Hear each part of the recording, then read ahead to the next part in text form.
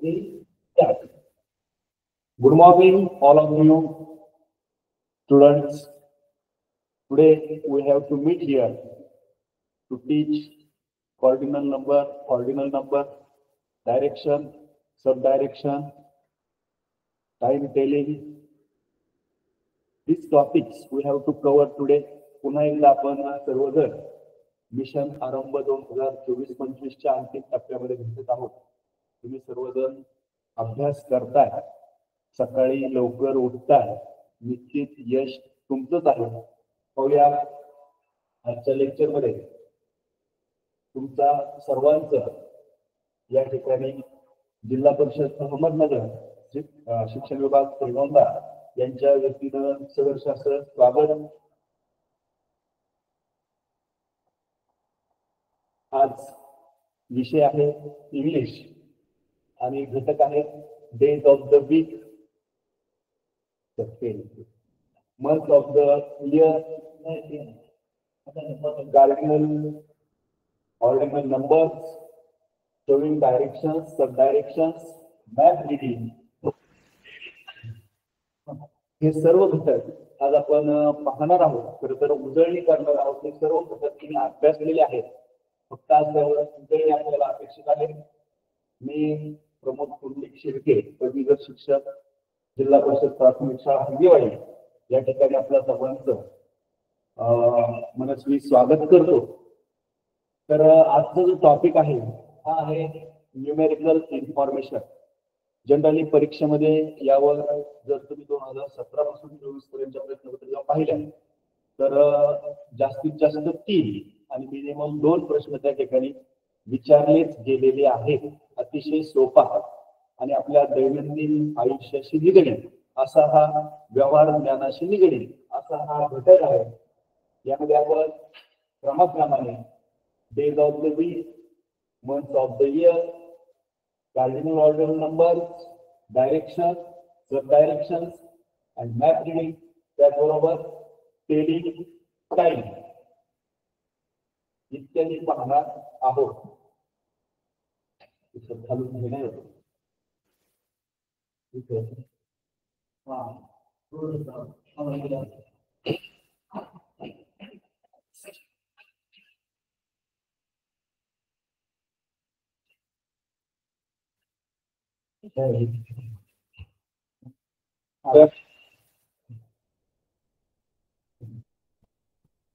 सर्वप्रथम त्यामध्ये days of the weak म्हणजेच आठवड्यातले दिवस ज्यांची सुरुवात मंडे पासून होते ते आहे. त्याचबरोबर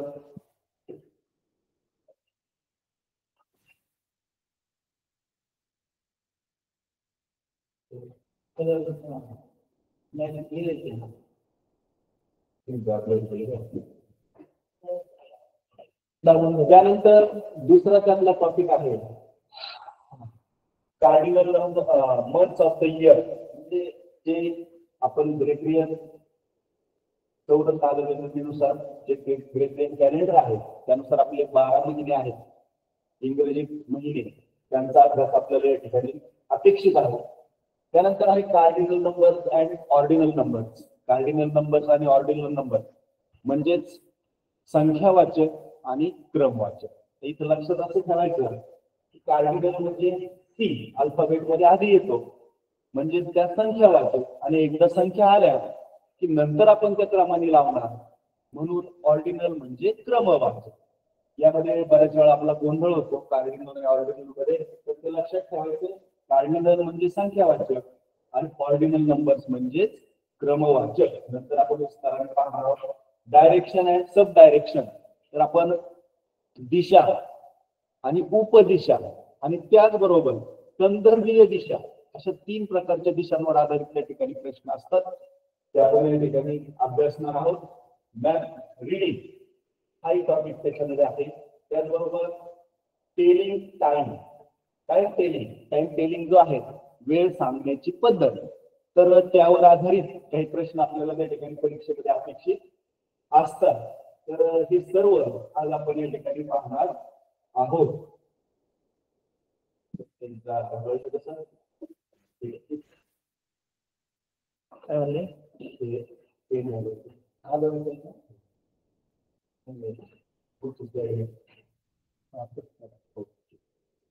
सर्वप्रथम आपण या ठिकाणी पाहूया डेज ऑफ द वीक.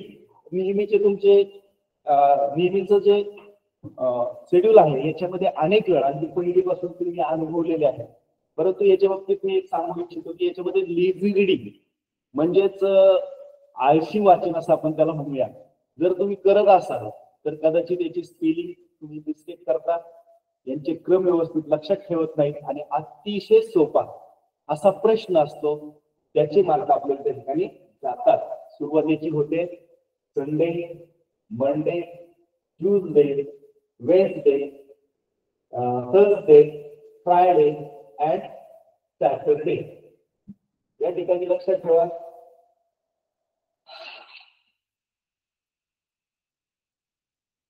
मंडेने आपली सुरुवात होणार आहे.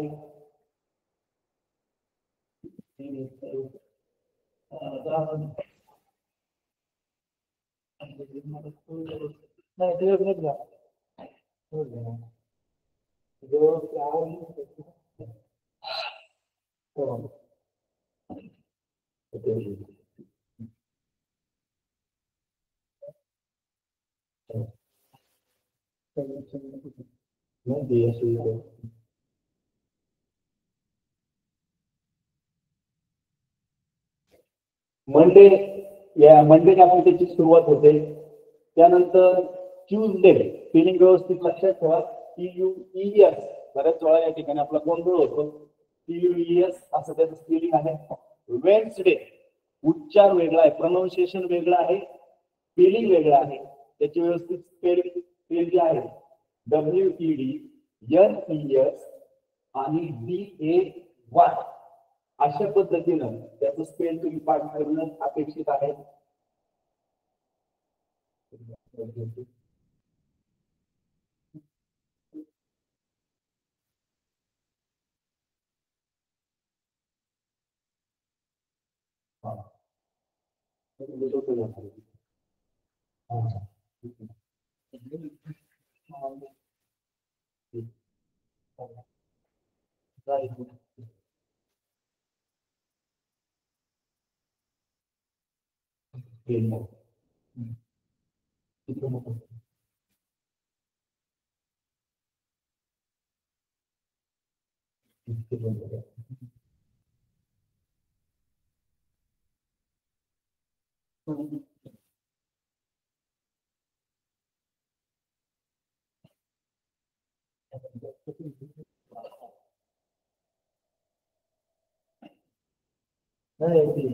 मोठं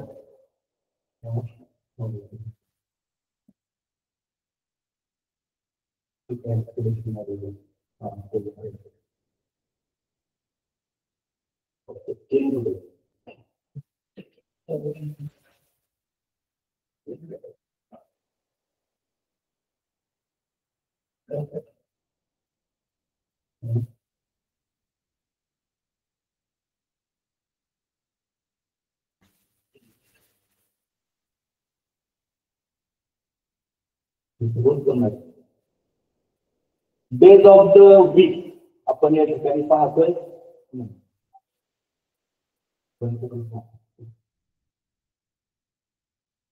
थोडासा तांत्रिक व्यक्ती आहे तो आपण क्लिअर करूया आणि मग पुढे जाऊया. डेज ऑफ द वीक हे 7 असणार आहेत. सुरुवात मंडे पासून त्याची होते.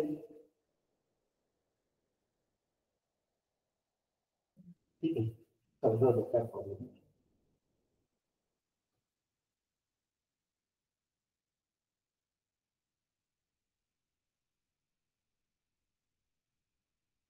आपण या ठिकाणी अभ्यास केला आहे. त्यानंतर त्यांचा पुढचा टॉपिक आहे मंथ्स ऑफ द इयर. आता मंथ्स ऑफ द इयर जे आहेत याचा अभ्यास करताना एक लक्षात ठेवा, सुरुवात त्याची जानेवारी पासून होते.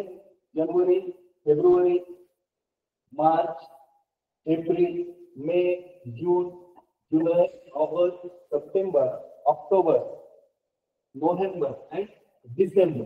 याच्यामध्ये लक्षात काय ठेवायचं आपल्याला, त्याच्यामध्ये 31 दिवस असणारे महिने, त्याचबरोबर 30 दिवस असणारे महिने आणि 28 किंवा 29 दिवस असणारे महिने ते आपल्याला त्या ठिकाणी लक्षात ठेवायचे.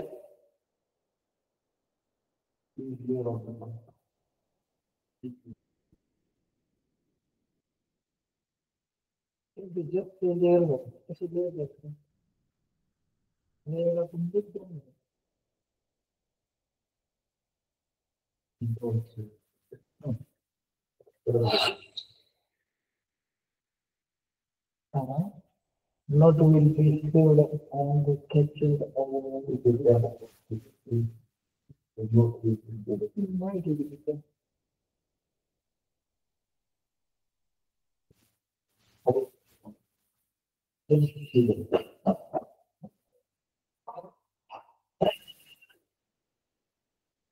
ठीक आहे. महिन्यांचा अभ्यास करताना या ठिकाणी 28, 29, 30 आणि 31 दिवसांचे महिने आपल्याला माहित असले पाहिजेत.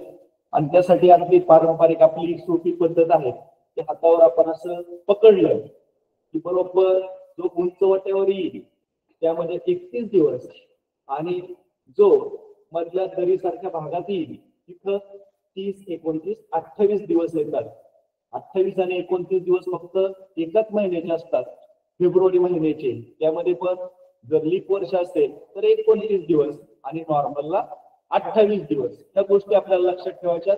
जानेवारी 31, फेब्रुवारी 28, 29, मार्च 31, एप्रिल 30, मे 31, जून 30, जुलै 31. परत ऑगस्टला इथनं सुरू करा.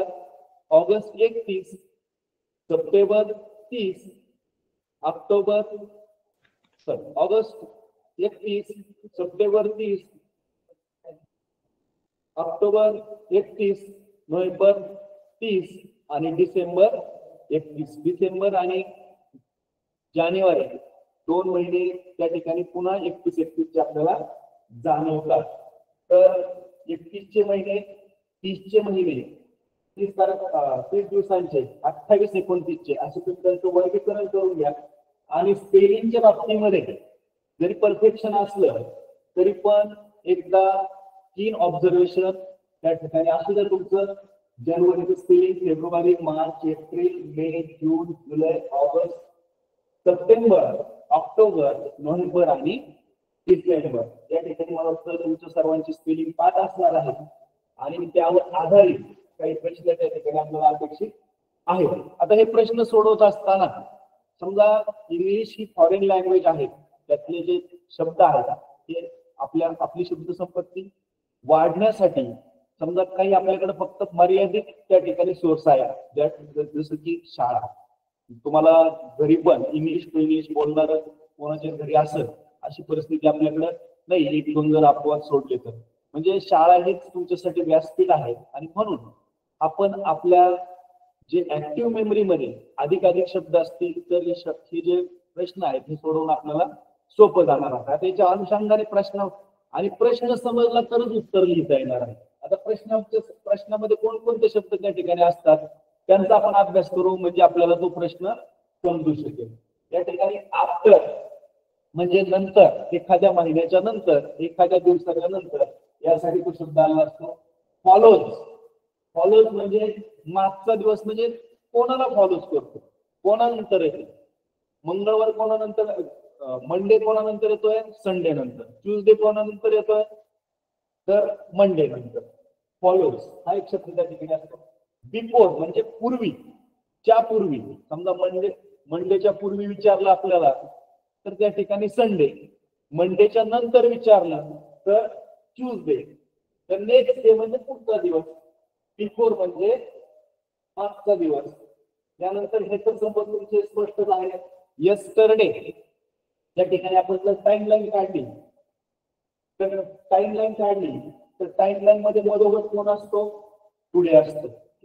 जास्त फायदा आहे टुडे मध्ये जे आहे तर टुडे म्हणजे मिडलला आहे. आणि टुडेच्या मागे तुम्ही जाता त्यावेळेस येस्टरडे म्हणजे पास्ट टेन्स आणि पुढे जातात त्यावेळेस टुमॉरो म्हणजे फ्युचर टेन्स. तर यावरही आधारित त्या ठिकाणी प्रश्न असतात. The day before, between, the day between. आता बिटवीन हा शब्दच कशासाठी येतो तर दोघांच्या मधला, 2 वारांच्या मधला असं विचारत असेल तर त्या ठिकाणी द डे बिटवीन अशा पद्धतीचा शब्द त्या ठिकाणी वापरलेला असतो. थोडीशी तांत्रिक अडचण आपल्याला या ठिकाणी पेनची आलेली आहे, हरकत नाही. मी तो प्रश्न मोठ्याने तुम्हाला वाचून दाखवतो म्हणजे कोणालाही अडचण येणार नाही. तर यातला पहिला टॉपिक या ठिकाणी आपण days of the week and months of the year यावर आलेले बोर्डाचे प्रश्न या ठिकाणी आपण अभ्यासूया. पहिला जो प्रश्न आहे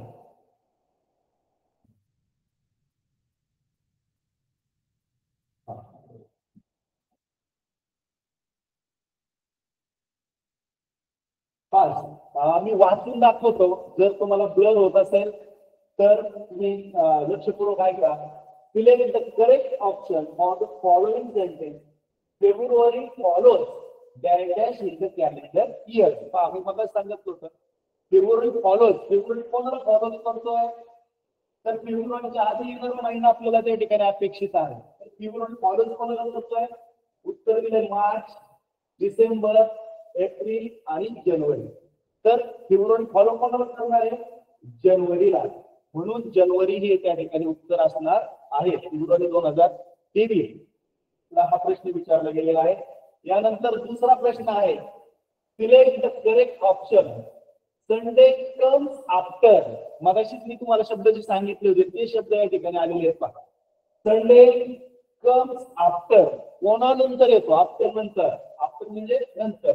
संडेच्या आधीचा दिवस त्या ठिकाणी आपल्याला अपेक्षित आहे. संडे कम्स आफ्टर या ठिकाणी उत्तर आहे पर्याय क्रमांक 1 मंडे, पर्याय क्रमांक 2 ट्यूजडे, पर्याय क्रमांक 3 सॅटरडे आणि पर्याय क्रमांक 4 ट्यूजडे.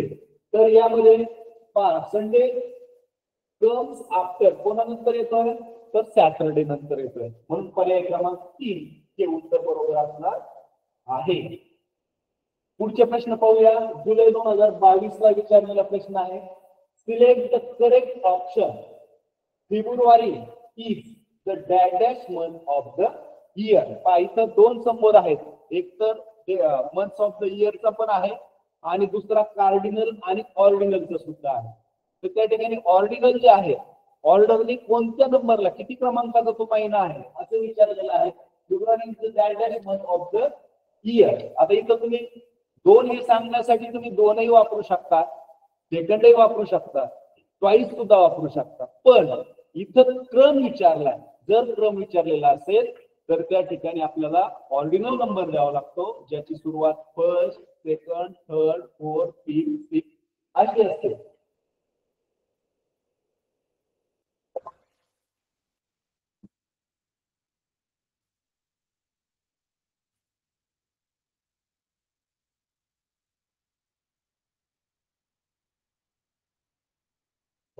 साठी आपण एक प्रयत्न करूया.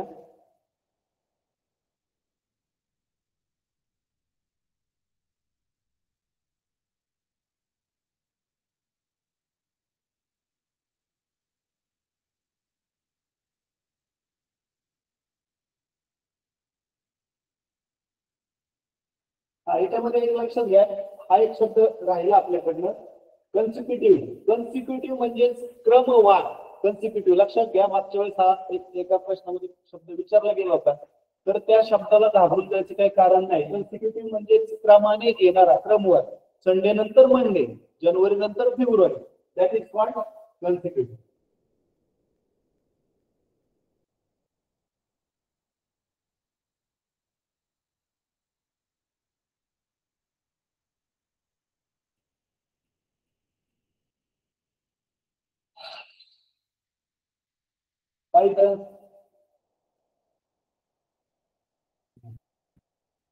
नाही, तांत्रिक अडचण आहेच पेनच्या संदर्भात. ठीक आहे, काय हरकत नाही.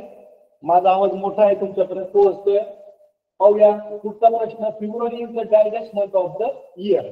इथं पर्याय सांगतो मी. पर्याय क्रमांक 1 सेकंड, 2, 2 या ठिकाणी रोमन 2 आणि या ठिकाणी वर्ल्ड मध्ये 2.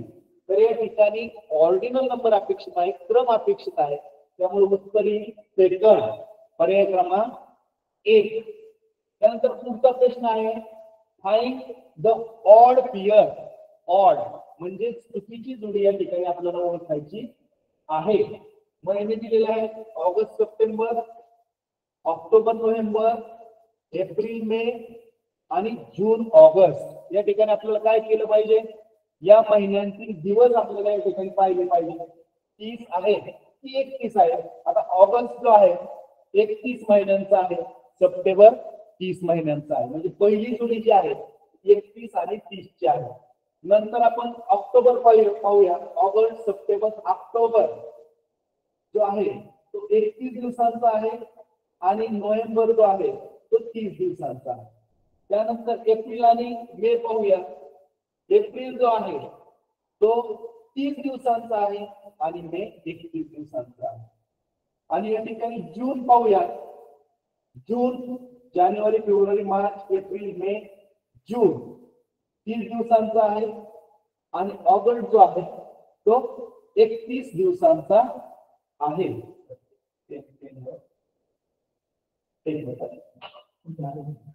ऑगस्ट हे का बरं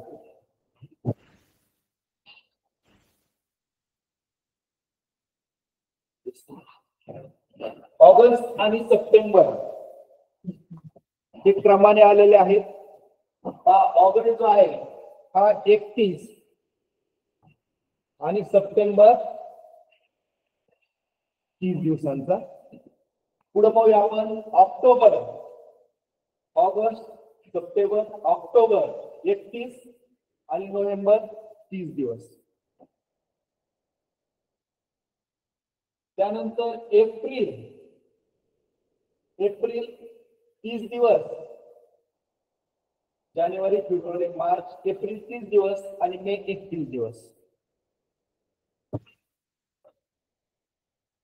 आणि जून, जुलै, ऑगस्ट हे जे आहे, आता हे महिने जर पाहिले आपण तर 30, 31, 30 दिवसांचे आहेत. परंतु यातले 3 पर्याय जे आहेत हे जे आहेत हे कन्सिक्युटिव्ह नाही आहे, म्हणजे क्रमाने येणारे आहेत. 3 पर्याय क्रमाने येणारे आहेत आणि चौथा पर्याय जर पाहिला आपण जून आणि ऑगस्ट, तर जून, जुलै, ऑगस्ट हे क्रमाने येणारे महिने नाही. म्हणून या ठिकाणी पर्याय क्रमांक 4 हे उत्तर बरोबर असणार आहे. फेब्रुवारी 2020 साठी हा प्रश्न विचारला गेलेला होता. यानंतर पुढचा प्रश्न आहे look at the greeting card, reading the message, choose the proper dates. या ठिकाणी प्रश्न आहे, एक मेसेज दिलेला आहे आणि तो वाचून तुम्हाला तारीख कोणती असली पाहिजे हे विचारलेलं आहे. Dear teacher, we love you so much, your student.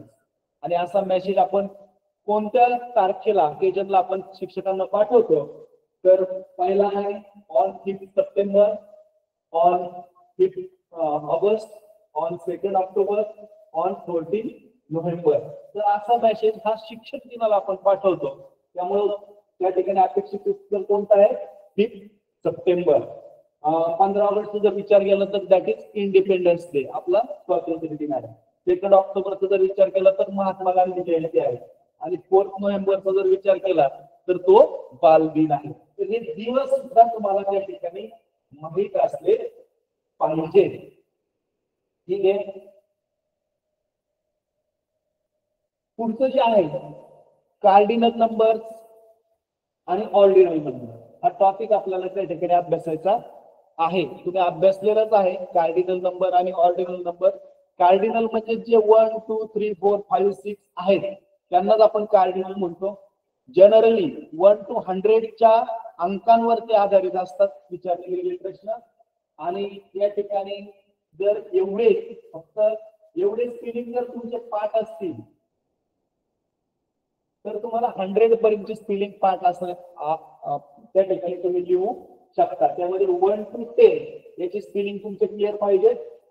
त्यानंतर 20, 30, 40, 50, 60, 70, 80, 90, 100 याचे स्पेलिंग पाठ असले पाहिजे.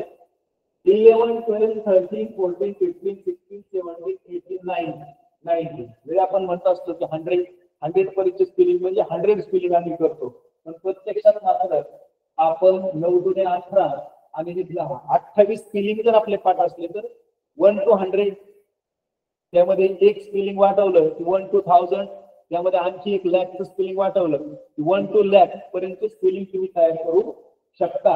या ठिकाणी ही जी 11 to 19 ची लाईन आहे ही थोडीशी काळजीपूर्वक त्या ठिकाणी आपण स्पेल पाठ असले पाहिजे आणि 20 to 100 यांचं सुद्धा त्या ठिकाणी पाठांतर व्यवस्थित असलं पाहिजे. फॉर्टीचं स्पेलिंग FORTY आहे, 4 मध्ये FOUR आहे आणि 14 मध्ये FOURTEE आहे.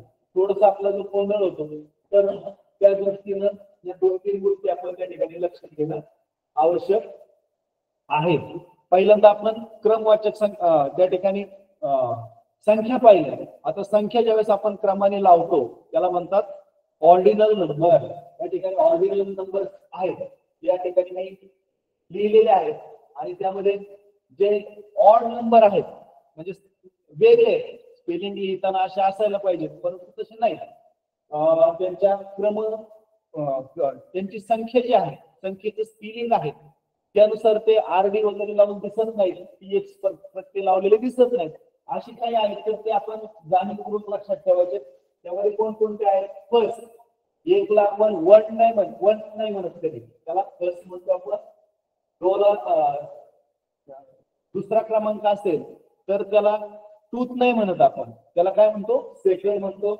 थर्ड, फोर्थ, फिफ्थ, सिक्स, 7, 8, 9 इथं 9चं स्पेलिंग व्यवस्थित पहा. 9चा ज्या ठिकाणी ऑर्डिनल नंबर तयार होतो त्या ठिकाणी ई जो आहे तो त्या ठिकाणी निघून जातो म्हणजे हाईड होतो. तो NINTH असं स्पेलिंग आहे. बऱ्याच वेळा परीक्षेमध्ये फसवण्यासाठी तो प्रश्न विचारला गेलेला आहे, विचारला जातो. 10 त्यानंतर आणखी फसवणारे स्पेलिंग कोणते आहेत तर 12चं एक आहे PWELVE असं त्याचं स्पेल आहे, परंतु त्याचं ज्यावेळेस ऑर्डिनल नंबर होतं त्यावेळेस त्या ठिकाणी यम याचा वापर केलेला आहे PWELFTH. ते एक लक्षात ठेवा. नंतर 14चं एक स्पेलिंग तिथं FOURTEETH आणि 40 FORTRETH म्हणजे ज्यावेळेस 40 म्हणतो आपण त्यावेळेस FOR चा वापर आहे आणि 14 म्हणतो त्यावेळेस FOUR चा वापर आहे. तर हे 2-3 ठिकाणं आहेत ज्या ठिकाणी आपण काळजीपूर्वक पाहणं गरजेचं आहे. असेच संदिग्ध असणाऱ्या ठिकाणीच आपल्याला प्रश्न विचारले जातात.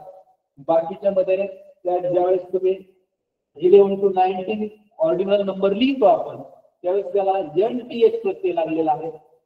पहा सगळीकडे NTH प्रत्यय लागलेला आहे.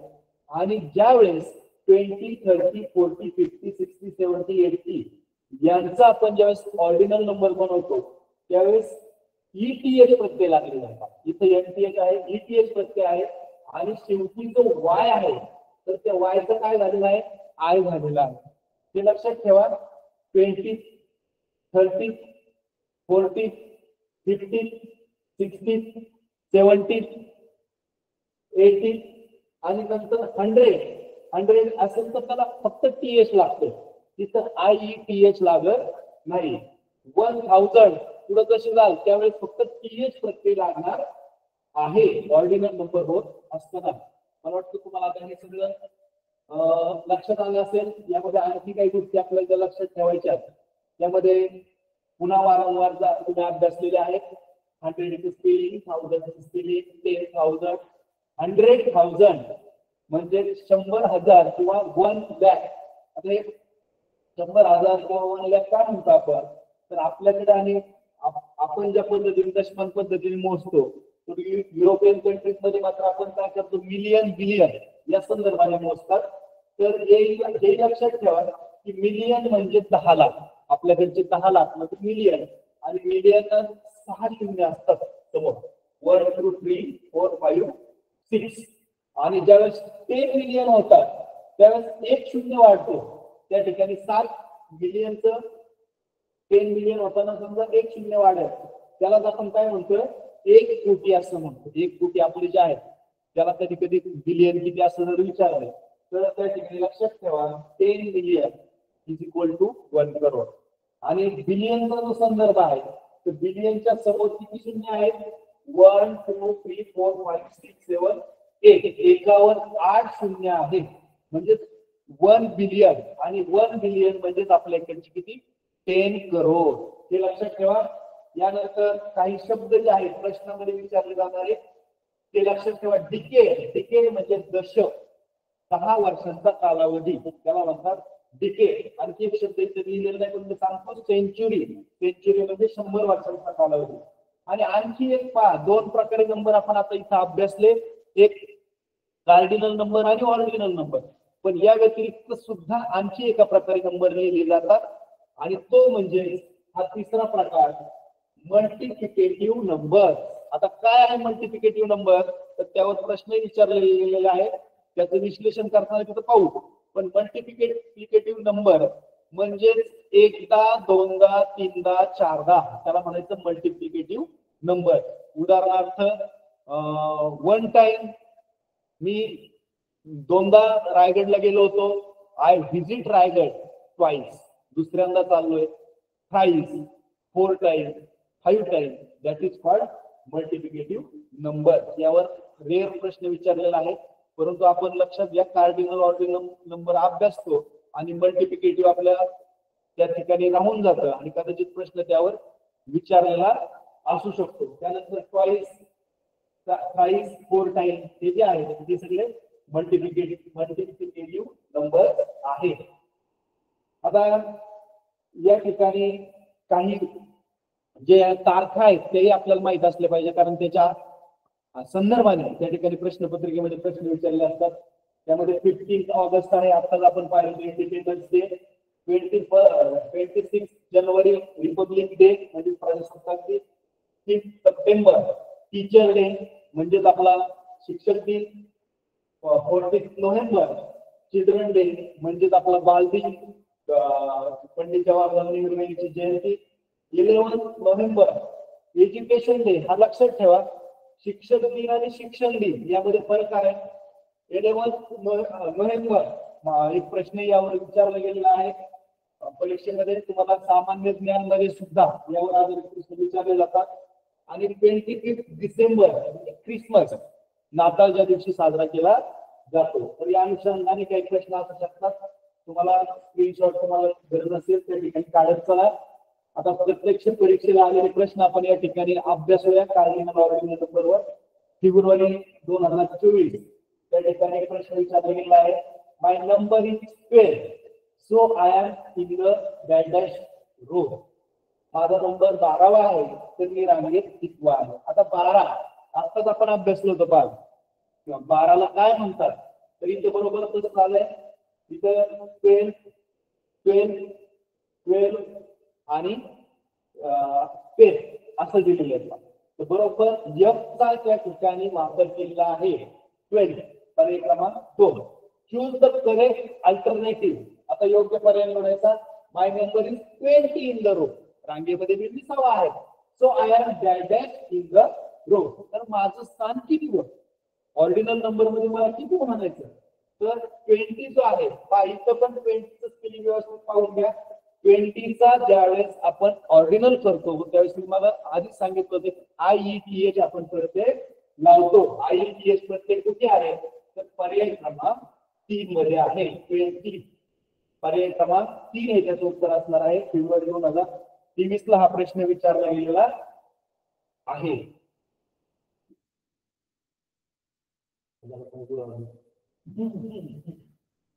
Choose the correct ordinal number which comes after 11. आता पहा comes after च्या नंतर किती नंतर या ठिकाणी 11 नंतर comes after 11 नंतर किती येतोय 12. 12 वर या ठिकाणी पहा बोर्डामध्ये 2 ते 3 वेळा 12 वर त्या ठिकाणी प्रश्न विचारले गेलेले आहे. TWELFTH पर्याय क्रमांक 3 हे उत्तर बरोबर असणार आहे. 2018 आहे. I brush my teeth dash a day. Multiplicative number मी मगाशी सांगितलं होतं त्यावर आधारित 2008 मला प्रश्न विचारला गेला आहे. आय ब्रश माय टीथ किती वेळा घासतो दिवसातनं? 2 twice 2 फर्स्ट. तर त्या ठिकाणी आपण मल्टिप्लिकेटिव्ह नंबरचा वापर करतो म्हणून ट्वाइस हे उत्तर असणार आहे पर्याय क्रमांक 2. पुढचा आपल्याला टॉपिक पाहायचा आहे direction and sub direction and map reading. आता मॅप रिडिंग हा टॉपिक जो आहे हा आपला कशाशी निगडीत आहे तर तुमचं कंपास ज्याला आपण दिशादर्शक म्हणतो.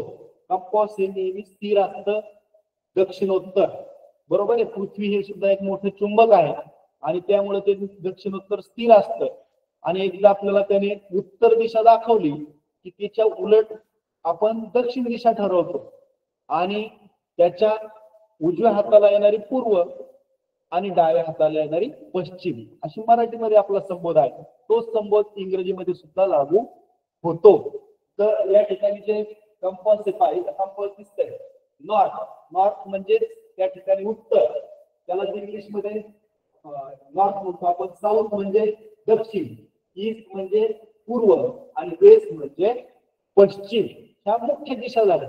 आता या मुख्य दिशा नंतर मराठीमध्ये परत आद न इ प वा उ इ पू म्हणजे आग्नेय, तुमची नैऋत्य, वायव्य, ईशान्य ह्या उपदिशा आहेत. इंग्लिशमध्ये मात्र अतिशय सोपं काम आहे. याचा इथलाच यन घ्यायचा, नॉर्थ ईस्ट म्हणायचं. इथलाच साऊथ घ्यायचा, साऊथ ईस्ट म्हणायचं. इथनं साऊथ वेस्ट आणि इथलं साऊथ वेस्ट, साऊथ वेस्ट आणि नॉर्थ वेस्ट.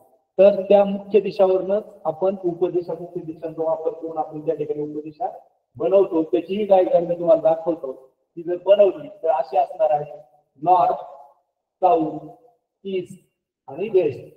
पूर्वीकडे ज्यावेळेस तोंड करून आपण उभा राहतो त्यावेळेस आपण प्रत्यक्षामध्ये दिशा वेगळ्या असतात आणि ज्यावेळेस आपण पेपर लिहितो त्यावेळेस नेहमी लक्षात ठेवायचं की पेपरची वरची बाजू म्हणजे उत्तर दिशा, खालची बाजू म्हणजे दक्षिण दिशा, उजव्या हाताची बाजू म्हणजे पूर्व दिशा, डाव्या हाताची बाजू म्हणजे पश्चिम दिशा. त्यालाच आपण आता म्हणणार आहोत वरची बाजू म्हणजे नॉर्थ, खालची बाजू म्हणजे साऊथ, उजवीकडची बाजू म्हणजे ईस्ट आणि डावीकडची बाजू म्हणजे वेस्ट.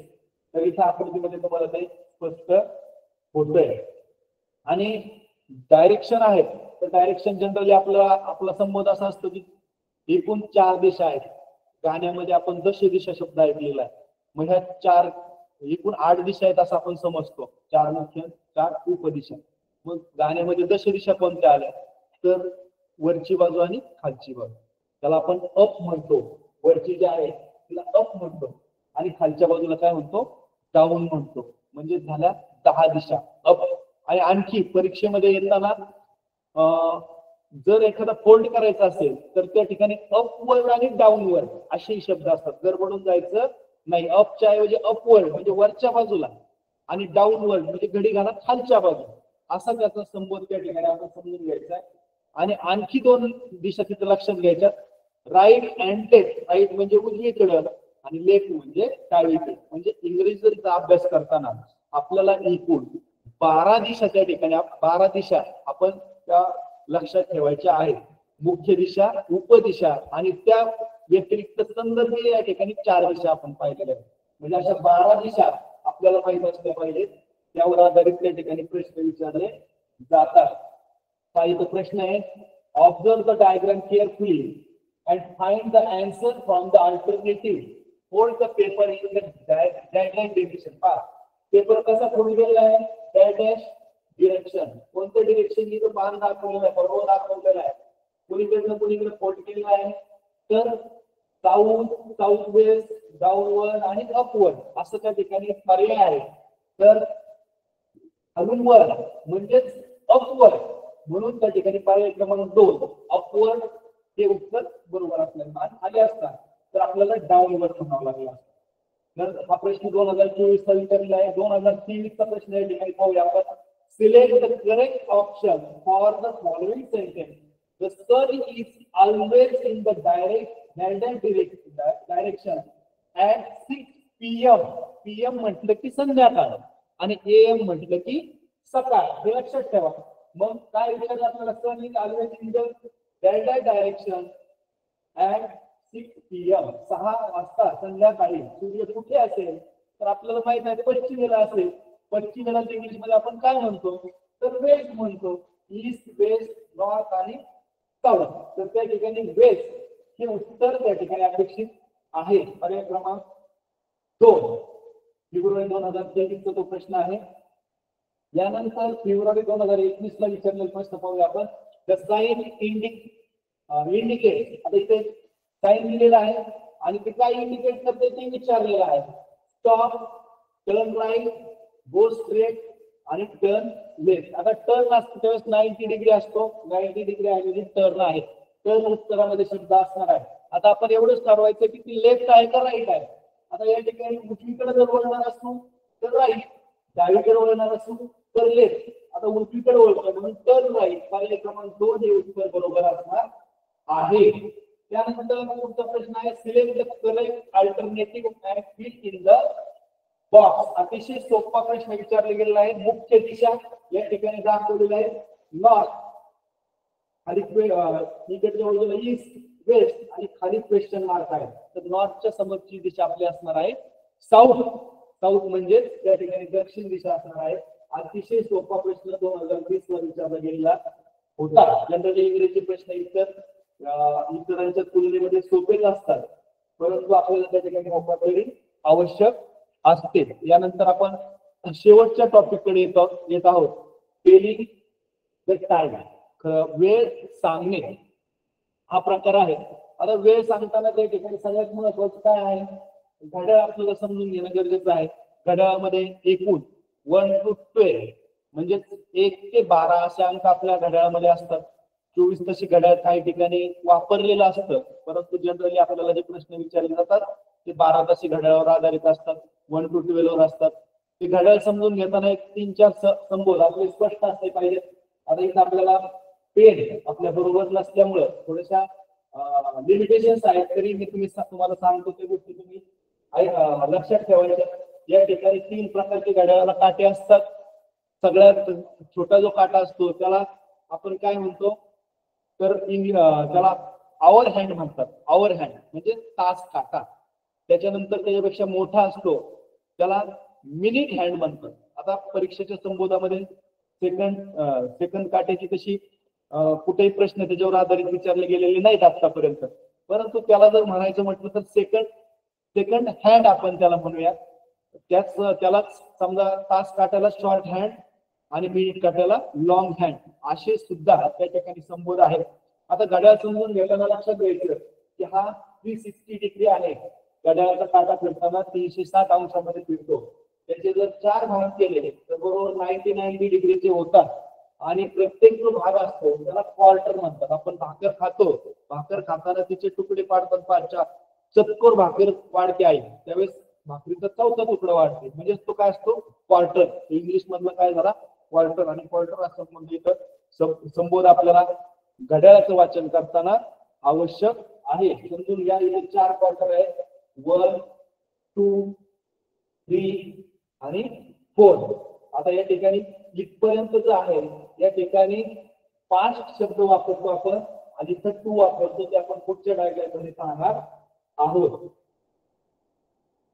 काही लक्षात घ्या संबोधत इथं 5 टायमिंग सांगताना 5 कुठपर्यंत सांगतात तर इथून इथपर्यंत जो भाग आहे 3/4 किंवा 3/4 तुम्ही म्हणाल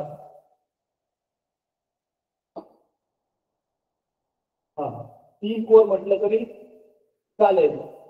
तर हा जो भाग आहे याचं वाचन करताना 5 हा शब्द आपण वापरतो. आणि हा जो शेवटचा भाग आहे 11:15 12च्या जवळ आलेला आहे काटा त्यावेळेस आपण 11:45 म्हणण्याच्या ऐवजी काय म्हणतो 11:15. ज्यावेळेस 11:15चा संबोध येतो मराठीमध्ये इंग्लिश मध्ये तो संबोध तू ने दाखवला जातो. पुढे ज्यावेळेस प्रॅक्टिकल प्रश्न आहे तर त्या अनुषंगाने आपण ते अभ्यासणार आहोत. आता घड्याळ समजून घेताना घड्याळचे प्रश्न अतिशय सोपे आहेत.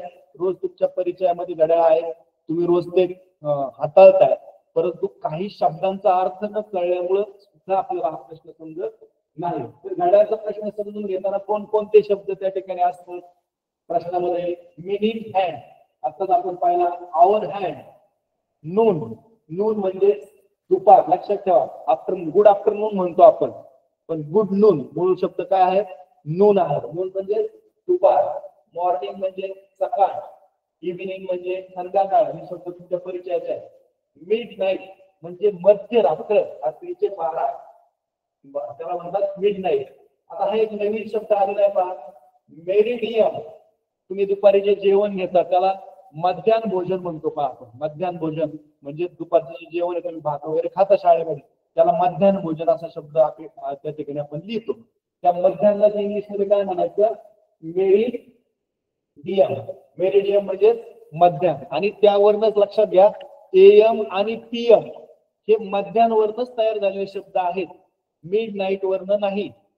त्या ठिकाणी हे पण लक्षात घ्या, मेरिडियमचा आधीचा कालावधी असेल तर त्याला आपण एएम म्हणतो, आणि मेरिडियमच्या नंतरचा कालावधी असेल तर त्याला आपण पीएम म्हणतो. हे लक्षात घ्या. त्यानंतर क्वार्टर म्हणजे 15 मिनिटं. या ठिकाणी जो चतकोर आहे आपला किंवा क्वार्टर आहे, त्या ठिकाणी जरी 90 डिग्री होत असला तरी तो घड्याळामध्ये 15 मिनिटं दाखवण्याचं काम करतो. नंतर अँटी मेरिडियम, या ठिकाणी अँटी मेरिडियम हा एएमचा अर्थ इथे दिलेला आहे. एएम म्हणजे अँटी मेरिडियम, रात्री 12 ते दुपारी 12 पर्यंतचा कालावधी. आणि पोस्ट मेरिडियम म्हणजे दुपारी 12 ते रात्री 12चा कालावधी, त्याला म्हणतात पोस्ट मेरिडियम. पीएम आणि एएम हा संबंध आपला या ठिकाणी क्लिअर झालेला आहे. त्यानंतर मिनिमम म्हणजे कमीत कमी, आणि मॅक्सिमम म्हणजे जास्तीत जास्त. बिटवीन, बिटवीन म्हणजे च्या मध्ये. तर हे शब्द जे आहेत, हे जर एवढे शब्द तुमचे असतील तर तुम्हाला तो प्रश्न समजण्यास कोणतीही अडचण येणार नाही. यावर आधारित बोर्डाला विचारले गेलेले प्रश्न आपण या ठिकाणी अभ्यासणार आहोत. घड्याळ दिलेलं असतं आणि घड्याळावर आधारित काही प्रश्न असतात. यामध्ये मी प्रश्न वाचून दाखवतो, जर तुम्हाला प्लस येत असेल तर. Choose the incorrect option. Incorrect, correct आणि इनकरेक्ट. इनकरेक्ट म्हणजे चुकीचा पर्याय आपल्याला निवडायचा आहे. बऱ्याच वेळा वाचताना गडबड करतो आपण आणि बरोबरच पर्याय तिथे लिहून ठेवतो. तर वाचताना एकदम काळजीपूर्वक वाचन करायचं. चूज द इनकरेक्ट ऑप्शन, चुकीचा पर्याय निवडायला सांगितलं. The clock shows the time, कोणता ऑप्शन जो आहे तो चुकीचा पर्याय दाखवतोय. Quarter to 5, 3 quarter past 4, 3 quarter past 4. नंतर तिसरा पर्याय आहे 2 क्वार्टर पास्ट 5, आणि चौथा पर्याय आहे 45 मिनिट्स पास्ट 4. पहा, याच्यातले 3 पर्याय जे आहेत ते बरोबर आहेत आणि एक पर्याय चुकीचा आहे. आता क्वार्टर टू 5, क्वार्टर टू 5 म्हणजे 5 वाजण्यासाठी 1 क्वार्टर कमी आहे. हा पर्याय म्हणजे हे वाक्य करेक्ट आहे. आता आपल्याला इनकरेक्ट शोधायचंय. पहा, हे वाक्य करेक्ट आहे, आपल्याला इनकरेक्ट शोधायचंय, गडबड करायची नाही. आता करेक्ट आहे म्हणजे हा पर्याय बाद झाला. दुसरा आहे 3 क्वार्टर पास्ट 4, 4 वाजल्यानंतर 3 क्वार्टर काटा पुढे गेलेला आहे. मिनिट काटा 1, 2 आणि 3 क्वार्टर, म्हणजे हा सुद्धा पर्याय बरोबर आहे. हा पर्याय हा करेक्ट आहे. टायमिंग करेक्ट सांगते, आपल्याला इनकरेक्ट टायमिंग शोधायचं. 2 क्वार्टर पास्ट 5, 5 नंतर 2 क्वार्टर पुढे गेले. आता इथे तास काटा पाहिला तर तो 4 आणि 5 मध्ये आहे, आणि इथे तर म्हणतोय 5च्या पुढे 2 क्वार्टर, म्हणजे हा इनकरेक्ट पर्याय आहे. पर्याय क्रमांक 3 हे त्याचं उत्तर असणार आहे. चौथाही पर्याय आपण पाहिला 45 मिनिट्स पास्ट 4, 4 नंतर 45 मिनिट झालेले आहे. हाही पर्याय बरोबर आहे. पर्याय 1, 2, 4 करेक्ट सांगताय, आणि 2 क्वार्टर पास्ट 5 हा इनकरेक्ट आहे. म्हणूनच याचा ऑप्शन असणार आहे पर्याय क्रमांक 3. फेब्रुवारी 2024 ला हा प्रश्न विचारलेला आहे. नंतर जुलै 2022 ला विचारले गेलेला प्रश्न आपण या ठिकाणी पाहूया. दिस क्लॉक शोज द टाइम. आता या घड्याळामध्ये किती वाजलेले आहेत ते आपल्याला विचारलेलं आहे. पहिला पर्याय आहे quarter to four. Quarter to four म्हणजे 3:45, 4 वाजायला 15 मिनिटं कमी. दुसरा आहे क्वार्टर पास्ट फोर म्हणजेच 4 वाजून 15 मिनिटं. तिसरा आहे क्वार्टर टू थ्री म्हणजे 3 वाजायला 15 मिनिटं कमी. आणि क्वार्टर पास्ट थ्री 3 वाजून 15 मिनिटं. आता पहा इथं किती पर्याय अपेक्षित आहे. इथं पहा काटा जर पाहिला आपण तर 3 आणि 4च्या मध्ये आहे आणि 4च्या जवळ आहे. 4 वाजण्यासाठी एक क्वार्टर फक्त राहिलेला आहे. म्हणजेच त्याचं उत्तर काय येईल? Quarter to four. Quarter to four. इथपर्यंत आपण पास्ट शब्द वापरतो आणि इथं पुढे जर क्वार्टर टू हा शब्द संबोध आपण त्या ठिकाणी वापरतो. म्हणजे पर्याय क्रमांक 1 हे त्याचं उत्तर असणार आहे. त्यानंतर पुढचा प्रश्न जो आहे तो आपण या ठिकाणी पाहूया. Choose the correct option of the following statement which indicate the correct time. आता योग्य वेळ आपल्याला त्या ठिकाणी शोधायचे. वाक्य आपण पाहूया. रीता वेक्स अप म्हणजे वेक्स अप म्हणजे उठणे. झोपेतून उठणे त्याला वेक्स अप म्हणतो आपण. अर्ली इन द मॉर्निंग सकाळी उठते. कोण? रीता. आता किती वाजता उठते? सकाळी म्हटल्यानंतर एक लक्षात ठेवायचं इथं एएम आणि पीएम हे संबोध आपले स्पष्ट असले पाहिजे. रात्री 12 ते दुपारी 12 या दरम्यानचा कालावधी त्याला एएम म्हणायचं आणि दुपारी 12 ते रात्री 12 याला काय म्हणायचं? पीएम म्हणायचं. आता ती सकाळी जर उठलेली असेल तर किती वाजता उठलेली आहे? तिथे टायमिंग दिले त्यांनी 7 PM, 7 AM, 3 PM आणि 12 नून. आता मॉर्निंग शब्द महत्वाचा आहे.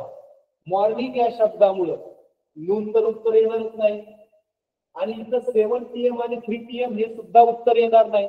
का? तर दुपारी 12 नंतरच्या कालावधीला आपण त्या ठिकाणी पीएम वापरतो आणि इथं तर आपल्याला सकाळी म्हटलेलं आहे म्हणजे त्या ठिकाणी 7 AM हे उत्तर असणार आहे.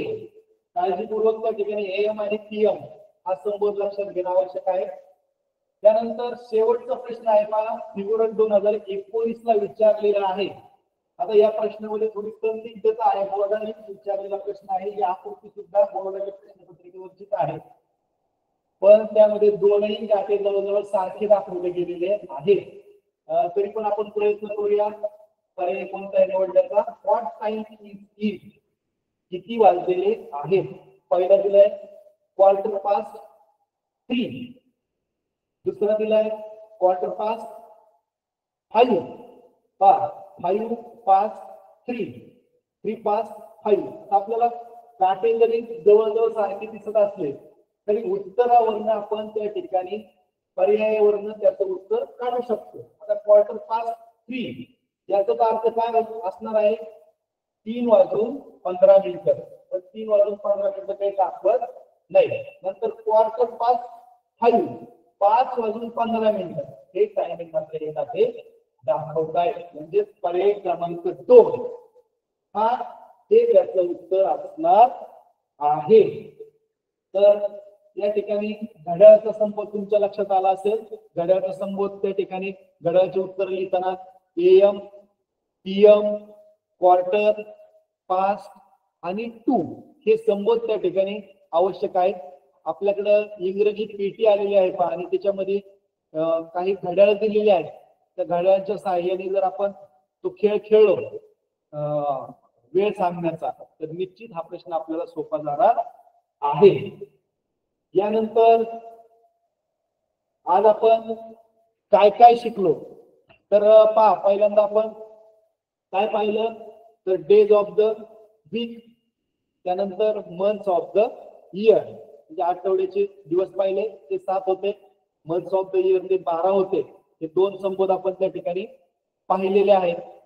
त्यानंतर पुढचा जो प्रश्न आपण पुढचा जो टॉपिक होता तो होता कार्डिनल नंबर आणि ऑर्डिनल नंबर आणि त्याचबरोबर मल्टिप्लिकेटिव्ह नंबर असे 3 संबोध त्या ठिकाणी आपण पाहिले. त्यामध्ये कार्डिनल नंबर मध्ये आपल्या ज्या संख्या आहेत, संख्यावाचक 1 2 3 4 ते पाहिलं. त्यानंतर ऑर्डिनल नंबर मध्ये आपण क्रमवाचक पाहिलं, फर्स्ट सेकंड थर्ड फोर्थ.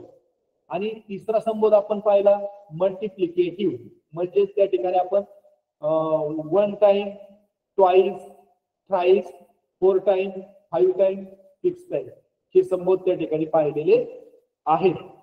त्यानंतर पुढे आपण पाहिल्या डायरेक्शन्स. डायरेक्शन्स मध्ये सुद्धा आपण मुख्य दिशा 4, त्यामध्ये आपण नॉर्थ पासून सुरू करायचं, नॉर्थ, साऊथ, ईस्ट, वेस्ट ह्या 4. आणि नंतर त्या ठिकाणी त्यावरनं south west, south east, east, north west, north east अशा 4 आणि 4 8 दिशा पाहिल्या. आणि त्या व्यतिरिक्त व्यक्ती सापेक्ष, वस्तू सापेक्ष काही दिशा असतात. त्यामध्ये आपण पाहिल्या अप, डाऊन, नंतर राईट आणि लेफ्ट ह्या नवीन 4 दिशा आपण त्या ठिकाणी पाहिल्या. एकूण 12 दिशा पाहिल्या. अप वरनं अपवर्ड आणि डाऊन वरनं डाऊनवर्ड हे सुद्धा शब्द त्या ठिकाणी आपण पाहिलेले आहेत. आणि शेवटचा संबोध जो आहे तो आपण पाहिला टाइम टेलिंग. टाइम टेलिंग मध्ये कोणकोणत्या गोष्टी महत्वाच्या आहेत, तर घड्याळ हे 360 डिग्री मध्ये असतं. त्याचे आपण 4 क्वार्टर करतो. 90 डिग्री मध्ये जी आकृती आहे, जी कोर आहे, तर आपण क्वार्टर म्हणतो. असे 4 क्वार्टर असतात. एक क्वार्टर 15 मिनिटाचा असतो, 60 मिनिटाचं घड्याळ होतं. नंतर त्यामध्ये पाऊण भागासाठी आपण पास्टचा वापर शब्दाचा करतो आणि त्यानंतरच्या भागासाठी टूचा वापर करतो. AM म्हणजे काय आणि PM म्हणजे काय, मध्यान्ह हा शब्द महत्वाचा आहे. त्या ठिकाणी AM आणि PM हे शब्द कधी वापरले जातात हे आपण पाहिलं. आणि त्या आधारे घड्याळामध्ये वेळ कशी सांगायची हे सुद्धा पाहिलं. तर हे न्यूमेरिकल इन्फॉर्मेशन मध्ये 4ही घटक आपण अभ्यासलेले आहेत. यावर 3 प्रश्न तुम्हाला विचारले जाणार आहेत. तुमचा सगळा अभ्यास पूर्ण झालेला आहे. मला आशा आहे की आता आज आपण बोर्डाचे सुद्धा सगळे प्रश्न या ठिकाणी 3ही टॉपिकवर बोर्डाला आतापर्यंत विचारलेले सर्व प्रश्नांची या ठिकाणी आपण स्पष्टीकरणासह माहिती पाहिलेली आहे. घरी गेल्यानंतर एकदा रिवाइज करा. आणि इंग्रजीमध्ये 1ली ते 5वी पर्यंतची जी पुस्तकं आहेत ती पुस्तकं तुम्ही पाठ्यपुस्तका मागच्या लेक्चर मध्ये मी सांगितलं होतं, जर तुम्हाला त्या वाचता आले तर वाचा. कारण तुमची जी शब्द संपत्ती आहे, व्होकॅब्युलरी आहे, तीच तुम्हाला प्रश्न समजून देणार आहे. अतिशय कधी कधी आपल्याला सोपे शब्द असतात 2री 3रीच्या पुस्तकातले, पण आपण न वाचल्यामुळे त्याचा अर्थ कळत नाही. तर पुन्हा एकदा आता परीक्षा तुमची जवळ आलेली आहे. पुन्हा एकदा सर्वांना या ठिकाणी परीक्षेसाठी हार्दिक हार्दिक शुभेच्छा. आशा आहे की तुम्ही सर्वजण खूप चांगले मार्क मिळवणार आहेत. आणि हे लेक्चर घेण्यासाठी शिक्षण विभाग पंचायत समिती श्रीगोंदा आपले आभारी आहे. जिल्हा स्तरावर या ठिकाणी आमचे शिक्षणाधिकारी भास्कर पाटील साहेब असतील, आशिष शेरेकर साहेब असतील, यांनी आम्हाला ही संधी उपलब्ध करून दिलेली आहे. आणि त्याचबरोबर आमच्या गट शिक्षणाधिकारी सत्यजित मच्छिंद्र साहेब असतील, त्याचबरोबर या सर्व ऑनलाईन जे लेक्चर चालू आहेत त्याचं पूर्ण संयोजन करणारे असतील म्हणजे जयश्री कारले मॅडम असतील, त्याचबरोबर आमचे शिक्षण विस्तार अधिकारी सीताराम मुलगळ साहेब आहेत, निळकंठ हुर्डे साहेब आहेत, आमच्या वाजे मॅडम आहेत. या सर्वांचं त्यांनी ही संधी उपलब्ध करून दिल्याबद्दल मी हार्दिक आभार मानतो. आणि मी प्रमोद शिर्के या ठिकाणी थांबतो. धन्यवाद. धन्यवाद.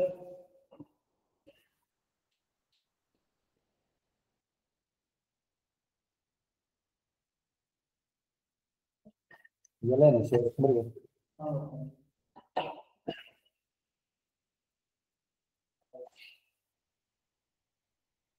काल बोर्ड चालला का तो? काल बोर्ड चालला.